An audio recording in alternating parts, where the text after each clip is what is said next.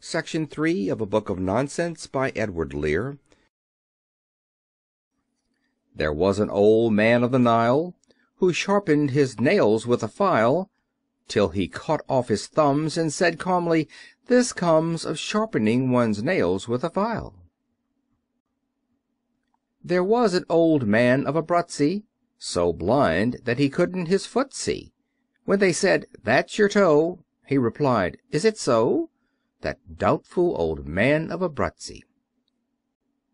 There was an old man of Calcutta, who perpetually ate bread and butter, till a great bit of muffin, on which he was stuffin', choked that horrid old man of Calcutta.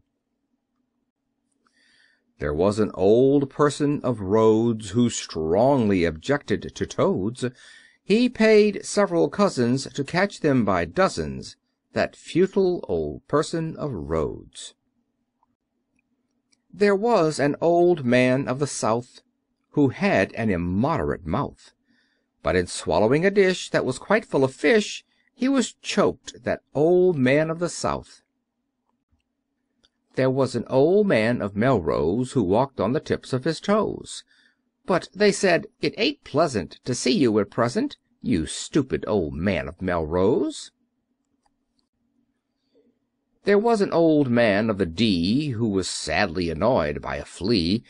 When he said, "I will scratch it," they gave him a hatchet, which grieved that old man of the Dee. There was a young lady of Lucre, whose lovers completely forsook her. She ran up a tree and said, "Fiddle-dee-dee," which embarrassed the people of Lucre. There was an old man of Coblentz, the length of whose legs was immense. He went with one prance from Turkey to France, that surprising old man of Coblentz. There was an old man of Bohemia, whose daughter was christened Euphemia, but one day, to his grief, she married a thief, which grieved that old man of Bohemia. There was an old man of Corfu, who never knew what he should do, so he rushed up and down till the sun made him brown, that bewildered old man of Corfu. There was an old man of Vesuvius, who studied the works of Vitruvius.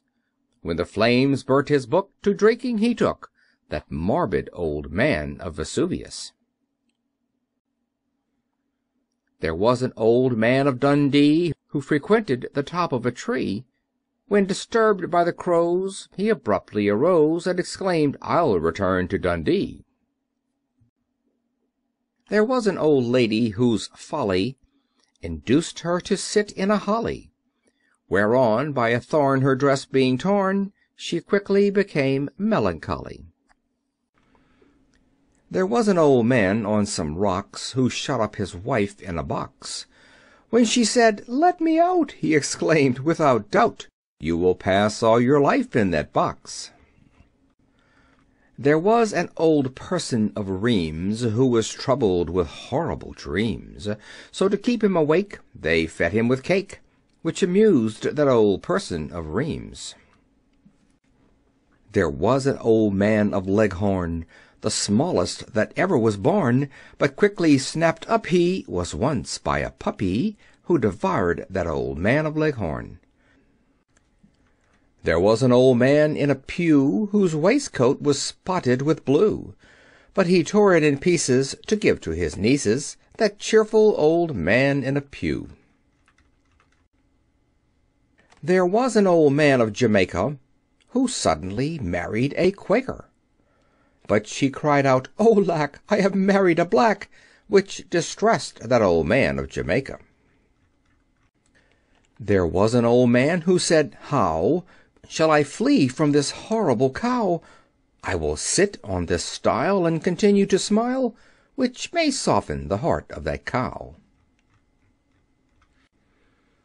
There was a young lady of Troy, whom several large flies did annoy.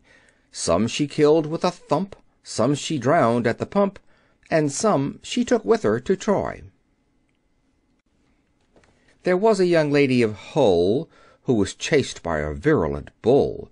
But she seized on a spade, and called out, "Who's afraid?" which distracted that virulent Bull.